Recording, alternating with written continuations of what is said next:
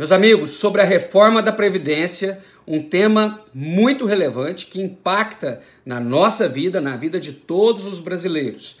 Essa semana, como você sabe, foi proposta uma alteração da Constituição Federal, uma PEC, proposta de alteração do texto constitucional número 9 de 2019, proposta pelo Executivo, pelo atual governo Jair Bolsonaro.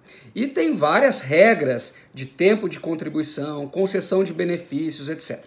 Esses assuntos ligados à Previdência nós vamos deixar para os professores específicos, especialistas na área. Sobre os reflexos na área trabalhista, nós vamos acompanhar dia a dia aqui para verificar se o texto for aprovado da forma como está, vai ter ou não reflexos no direito do trabalho. Um ponto é preocupante no tocante ao Fundo de Garantia por Tempo de Serviço, o FGTS. O FGTS é uma poupança, vamos só lembrar, né? É uma poupança forçada, suportada exclusivamente pelo empregador. Então, a hora que ele deposita lá R$1.000 de salário, o empregador tem que depositar ainda 8% desses R$1.000, R$80 lá na Caixa Econômica Federal, para fazer essa poupancinha para o empregado. Muito bem, essa poupancinha, que eu vou chamar assim para a gente conversar, deixar a conversa mais tranquila, pessoal, é para momentos de crise. Amanhã ele é dispensado ou vai comprar a casa própria, ele vai lá e resgata na conta vinculada, lá na conta da Caixa Econômica Federal. Tudo bem? Como é hoje? Hoje é um direito constitucional de todos os empregados, aprendizes e todos os demais aposentados, etc. Está lá no artigo 7º, no rol de direitos sociais, que é um direito de todos os empregados. Muito bem.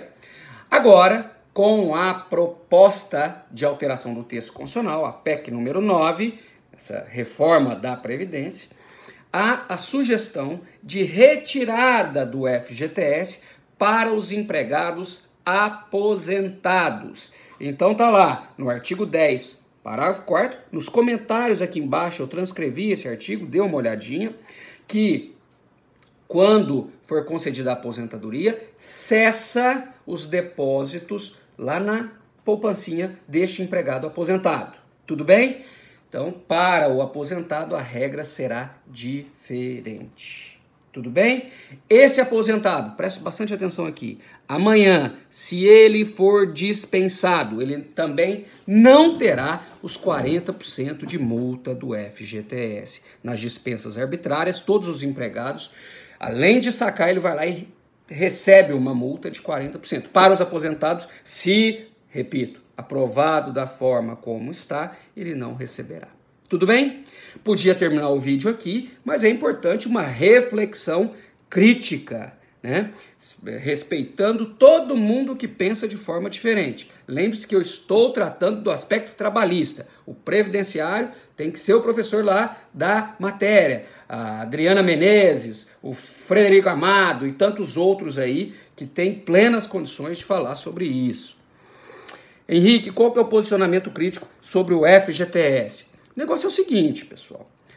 Tem um princípio básico na Constituição que a gente aprende lá na graduação, lá na faculdade, e é um princípio do nosso dia a dia, mesmo para quem não fez direito, que é a igualdade, né? Então veja, se o empregado não é aposentado, ele recebe FGTS, que é um salário indireto. Tem um autor famoso, o Godinho, né? Maurício Godinho Delgado, ele fala desse salário social, né? Que esses 8% depois ele resgata para momentos de crise, compra. Todos os empregados têm, o aposentado não tem. Por quê? Porque ele é aposentado. O vínculo dele com a Previdência é um, com o empregador é outro, né? Então ele perde esse direito básico.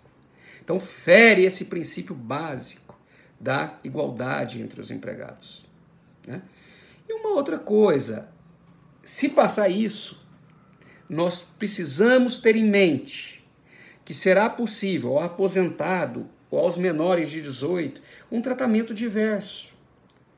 Ele não receberá, amanhã se tiver uma outra alteração, 13º, férias, hora extra. Todo aquele rol do artigo 7º é possível que haja uma alteração. Então, neste primeiro momento, a minha opinião é de que o texto é inconstitucional, não passa. Ah, mas vai ser aprovado pelo Congresso. É inconstitucional. Quem declara a inconstitucionalidade é o Supremo, né?